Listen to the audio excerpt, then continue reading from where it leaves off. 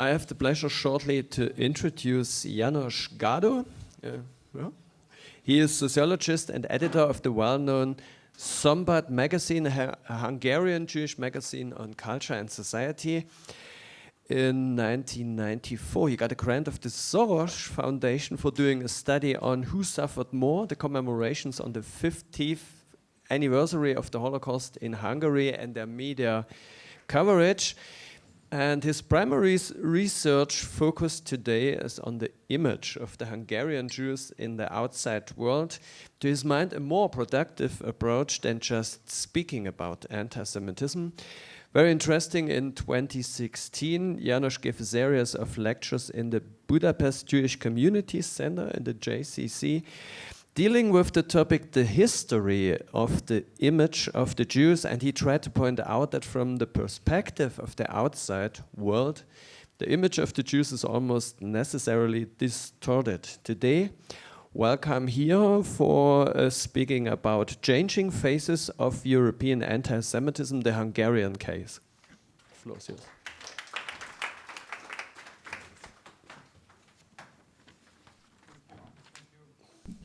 I was asked to participate in this conference.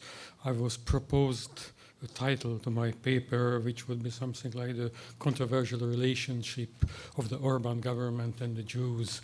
So I was considering, and I found that is there any country where the relationship with Jews is not controversial?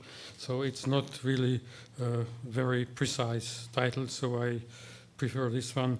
Changing Faces of European Antisemitism, the Hungarian Case. This is a Hungarian case, among many others. It's attitudes toward the Jews in Viktor Orban's semi-authoritarian regime. I tried to read not very quickly, also I was advised that I'm already running out of time.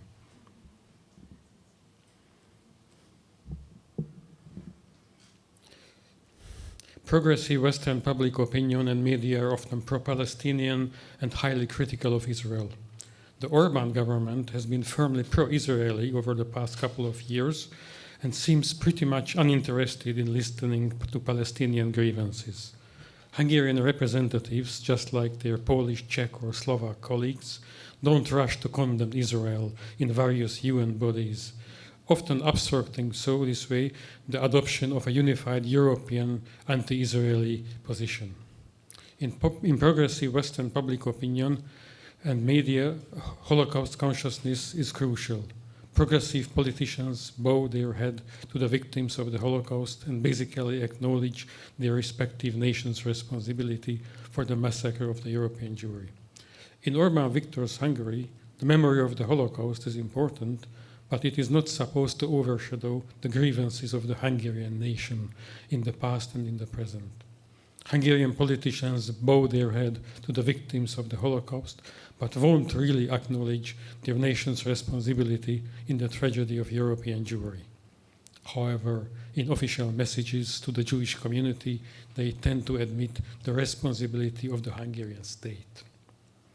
The progressive West steps over traditional 20th century religious national worldview, espouses 21st century multiculturalism, and regards the respect of the other as the core of its policy. This policy is supposed to be a safe haven for Jews who once, as the ultimate others, were victims of the vilest persecutions. Unlike in the progressive West, in Hungary, the other, mostly the migrants, is considered as suspicious, strange, frightening. It is someone insensitive to Western democratic culture. The migrant is someone who does not respect women and hate Jews. In Orbán Viktor's Hungary, the traditional early 20th century Christian nationalistic worldview is still alive and valid, but unlike in the 1930s, when it was heavily anti-Semitic, it is now said by the government to be a safe haven for Jews who in the multicultural West are harassed and persecuted by a coalition of Muslim immigrants and far-left politicians. Only a strong nation state like Hungary can be able to protect the gates of Europe, which would be otherwise inundated by hordes of anti-Zionist and anti-Semitic immigrants who represent a lethal danger for the Jews. At least this is how the Hungarian government argues. Progressive Western liberal political culture regards the Orbán government as anti-democratic and anti-Semitic at the same time. It is accused of pursuing 20th century old-school anti-Semitism. In the traditionalist political culture of the Orbán government, it is the progressive West which should be accused of anti-Semitism. More exactly, it is accused of pursuing the 21st century new school anti-Semitism, anti-Zionism, as it is often referred to. In the progressive West, the good Jew is one who espouses multiculturalism and keeps his/her distance toward traditional notions of Jewish nation and religion. In traditional Central Europe, the good Jew is one who espouses the traditional notions of nation and religion and rejects multiculturalism. To put it very bluntly, in Western Europe, multicultural Jews are the good guys and Zionist Jews are the bad guys. In Central Eastern Europe, especially in Hungary, multicultural Jews are the bad guys and Zionist Jews are the good guys. The Orbán regime's policy in this respect is closest to that of the modernized Western far-right parties, such as the Rassemblement National of Marine Le Pen or the German AfD. One crucial difference is worth mentioning. Western far-right political parties often strive to limit Jewish and Muslim religious practices like circumcision and ritual slaughtering.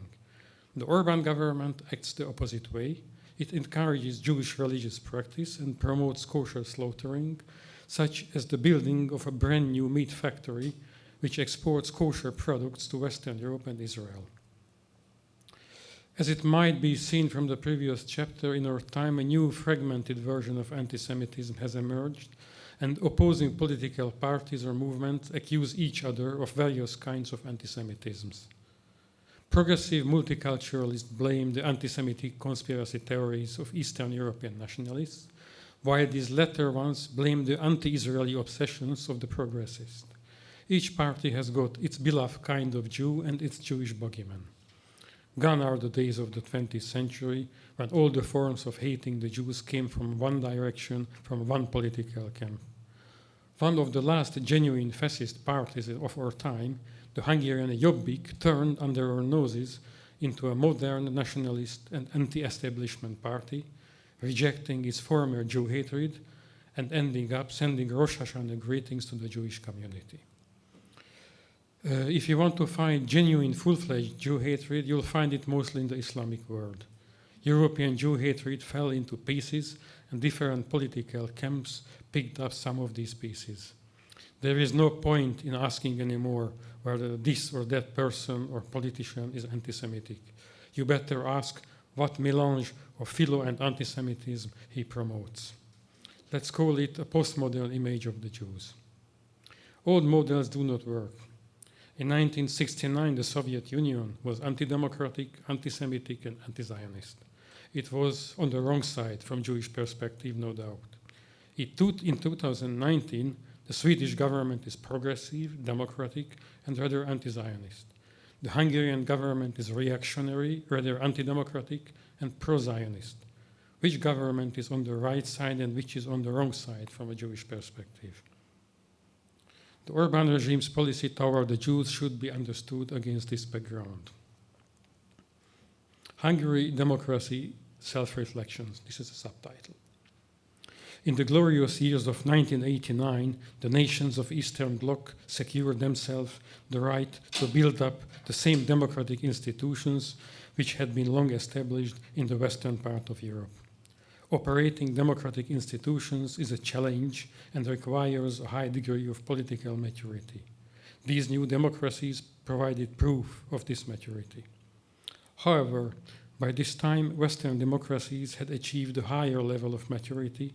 The culture of self-reflection mentioned above was gaining ground.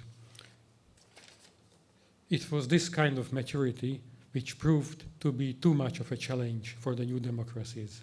They stopped at this point, hesitated, and started to retreat. Self-reflection and soul-searching is not unknown in this part of the world. However, over the past 10-15 years, this culture has been marginalized, and in many of these countries, it became a tolerated minority opinion, while unreflecting nationalism prevailed. The latter became a semi-official opinion cultivated by newly established so-called scientific institutions. Hungary and Poland are the best known examples of this kind of restoration. Holocaust research is an established discipline in these countries, but its results are frightening and distressing for the nationalist mind. Collaboration and indifference toward the Jews in these countries during the Holocaust was much more common than selfless help. The venerated nation, allegedly a victim, proved to be very different. This disappointing picture is simply intolerable for the new ultranationalist right, which has come to power in these countries. Countering this unfavorable image became imperative for the new right, which took serious measures to strengthen traditional image of the nation. The best known example is the infamous Polish law that makes it an offense to attribute Nazi crimes to the Polish nation or state. This is tantamount to legally restrain free speech and historical research. In Hungary, the government established new pseudo-scientific institutions to promote government agenda in the realm of social sciences, history, and letters. The so-called Veritas Institute, it has an undeclared mission, is to whitewash the record of the authoritarian and anti-Semitic Horthy regime, which is regarded by many nationalists as a political and ideological predecessor of the current government. This is a very strange political game. Orbán, who in an interview given to Bernard-Henri Lévy boasts to have excellent relations with the Jews, says the following in the same interview: I, Viktor Orbán, would be the first to praise Regent Horthy. Why to praise Horthy, who was a proud anti-Semite, an ally of Hitler, whom the Hungarian Jews despise and abhor? Why doesn't Orbán try to find a nationalist but not anti-Semitic politician as his role model? Well, because Horthy was not only a nationalist, but was also an anti-liberal, he, as a regent, could not be removed from his position and was a symbol of policy based on grievances. Hungary was a victim of the perfidy of other nations. This is a key element of Hungarian policymaking. Horthy, who claimed back the territories lost as a result of the Versailles Treaty in 1920, is a symbol of this kind of policy. With its ultranationalist policy, Orbán's Fidesz party managed to take away the positions of the FarRight Jobbik party, which in the past 4 or 5 years ended up rejecting its fascist past. While taking over the far-right, Fidesz also managed to maintain its control of the moderate right positions as well. Orbán is at his best when pointing his finger at various enemies. In his prophecy, hordes of Muslim migrants are getting ready to take the peaceful world, and this migration is masterminded by George Soros and Brussels bureaucrats. What would motivate Soros to do so? In Orbán's world, liberals and cosmopolites are sworn enemies of Christian and national traditions. Authoritarian rule, nationalized anti-Semitism. This anti-democratic government strives to limit the freedom of speech. Consequently, it limits the freedom of anti-Semites as well. Using its excessive political power, it managed to achieve dominant positions in the economy. Using its economic power, it achieved dominant role in the media. All but one nationwide papers belong to the loyal entrepreneurs. A huge government-run conglomerate dominates the market of radio and television stations. Among weekly papers and online news sites, the independent media still has quite strong positions. The government media is disciplined, aggressive, and keen to fight enemies at home and abroad. It regularly employs character assassination as a tool to overcome enemies. Since the enemies are often foreigners, liberals, cosmopolites, Brussels bureaucrats, they are orchestrated by a rich Jewish businessman, George Soros, one might guess some anti-Semitic motifs in the government propaganda, especially when Soros' image was displayed on hundreds of billboards nationwide. However, Viktor Orban has declared several times that his government has a policy of zero tolerance toward anti-Semitism. George Birnbaum and Arthur Finkelstein were the masterminds of the anti-Soros campaign. Years later, George Birnbaum said in an interview, "When we planned the campaign, we never thought for a second about Soros being a Jew." On the 15th of March, in the last year, a few days before the general elections, Orban delivered a speech in which he stated the following: "We have to fight an enemy that is different from us, not open but hiding, not straightforward but crafty, not honest but base, not national but international.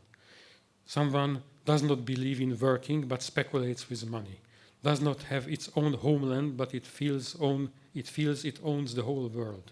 It is not generous but vengeful, and it attacks the heart, especially when the heart is red, white and green." These are the Hungarian national colors. As a counterbalance, let me quote what Orban told Bernard-Henri Lévy this year in Budapest. And it's a quote from Lévy. "When I in turn asked him in front of the camera if he might have a message for his former mentor, Soros, he, Orban, responds not once but twice, 'I wish him good health and good luck.'" These seemingly contradictory declarations can be synthesized as follows. The Orban government has nationalized the issue of anti-Semitism. The government media regularly accuses others of anti-Semitism, while it rejects similar charges against itself. Orban has grown self-confident to the point of trying to define who was anti-Semitic and who was not. In his effort, the government media has repeatedly pointed at the anti-Zionism of the Western liberal circles, blaming them for calling Israel an apartheid state. Using the issue of migration, which has caused a serious identity crisis in Western Europe, Orban positioned himself as a key figure of the old-style Christian anti-liberal nationalist camp. His message is basically this: those on his right, like the infamous, although repentant Jobbik party, are incorrigible Nazis. Those on his left are irresponsible politicians who, willingly or not, support the cosmopolite left liberal camp and open the gates of Europe to mass Islamic migration. In his interpretation, therefore, Hungary is a safe haven for Jews, where left and right-wing extremism is equally suppressed.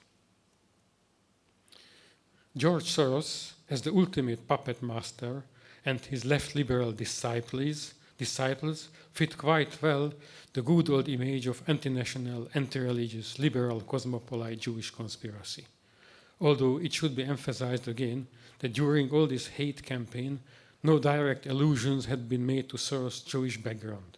What is more, the government spokesperson vehemently rejected any allusions of this kind, stating that Soros' Jewish background just cannot be an issue.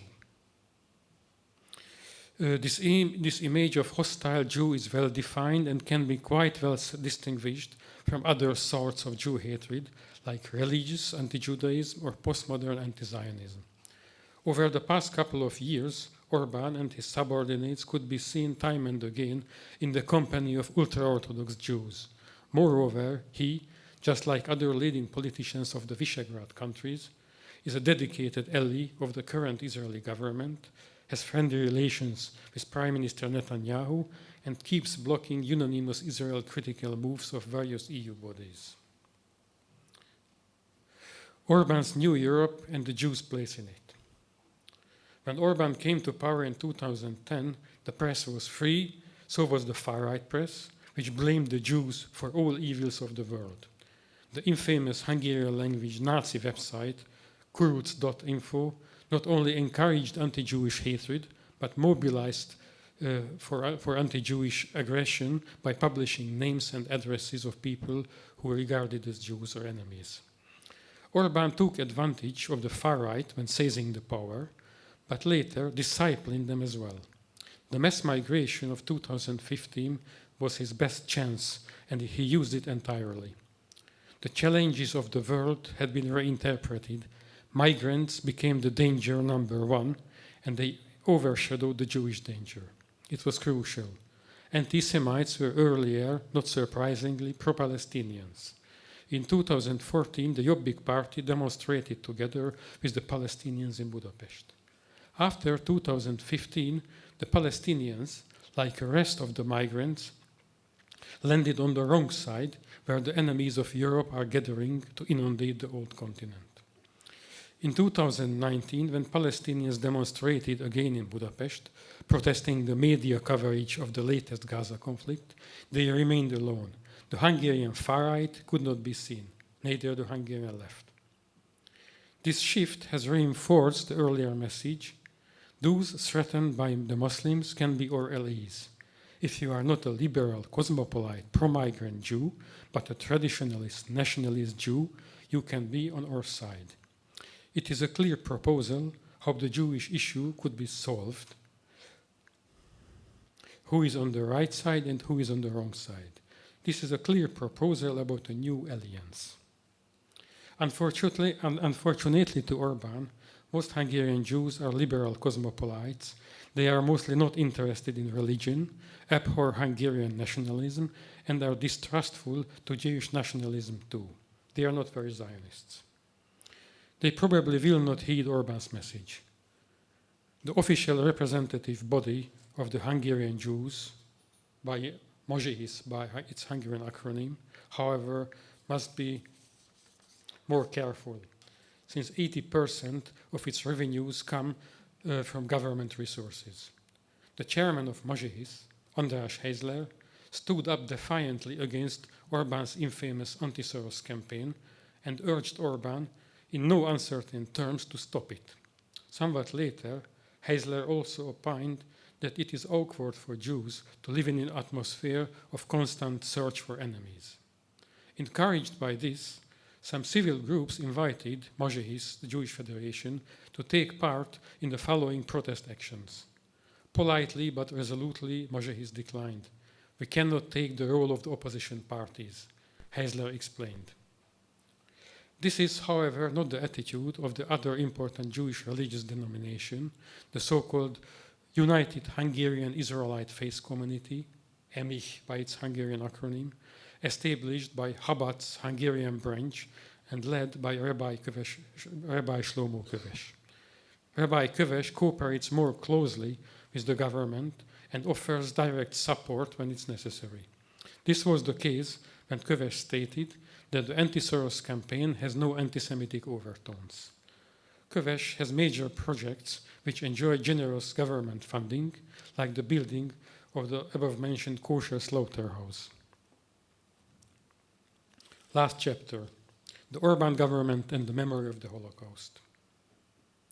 This immense self-confidence motivates him to try to resolve the issue of the Holocaust remembrance for good.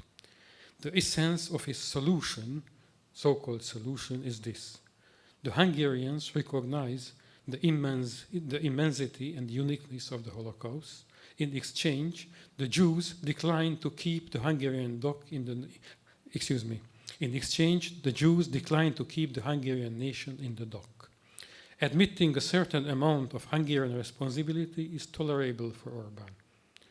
As the Minister of the Prime Minister Office declared on the occasion of the latest International Holocaust Memorial Day, the Hungarian state bears a responsibility for not protecting its citizens during the Holocaust.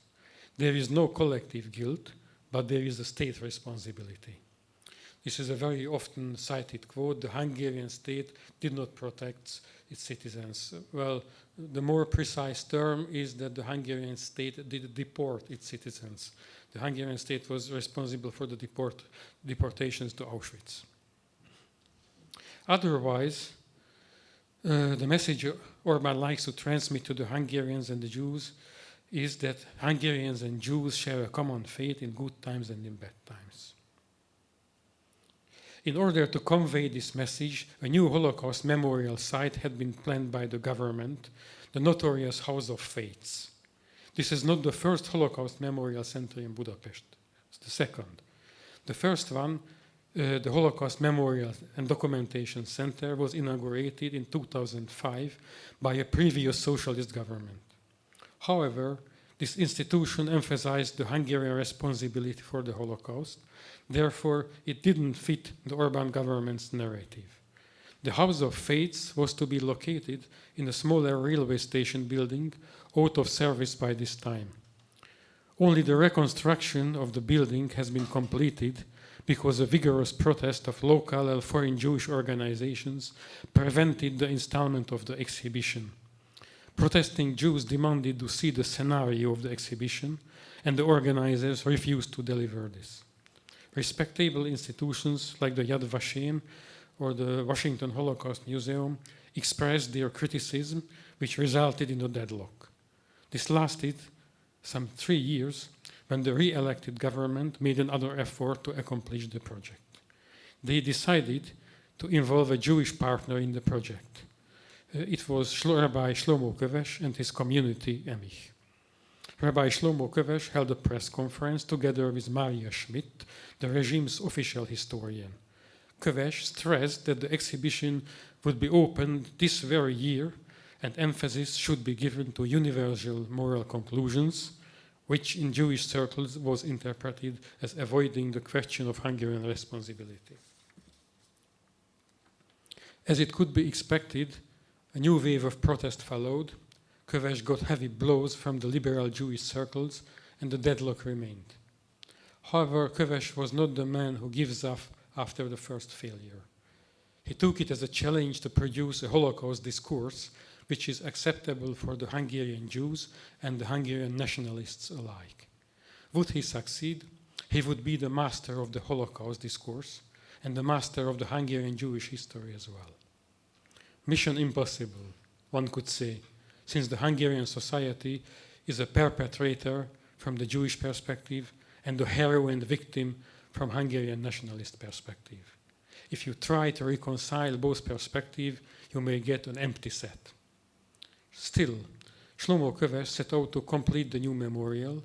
He recruited a new team with historians and other experts, had a new draft plan accomplished, which on the 10th of June was presented to the expert of the International Holocaust Remembrance Alliance, IRA. IRA Forum was carefully supportive. It appointed a team of experts to follow the further developments. Köves is visibly careful. He is keen to gather a strong professional and political support before going public with the concept of the exhibition. Viktor Orbán is probably also aware of the huge importance of this game. He gave relatively great room of maneuver to Köves, who went as far as to exclude Maria Schmidt, the official government historian, from the project. At least that is what he says. These are the events so far. My conclusion. Orbán Viktor and his regime is desperately struggling with the memory of the Holocaust. Is blaming rich Jewish businessmen and Brussels bureaucrats for all the hardships Hungary has to endure. Is whipping up xenophobic atmosphere. Is praising Israel for its democratic achievements in a hostile region. Is generously funding Jewish religious institutions and the forthcoming Maccabi Games in Budapest. Is declaring zero tolerance to anti-Semitism. Is encouraging the cult of anti-Semitic writers. Is cherishing the memory of the Horthy regime. By focusing on migrants as the new danger, Orbán managed to replace the old-school anti-Semitism by a sort of new xenophobia, while he kept away the new-school anti-Semitism. This latter news can be good news for some. The bad news is that people's anti-Semitic attitudes probably did not change. The old joke is still valid. In our village, there is no anti-Semitism, but there is a demand for it. Thank you.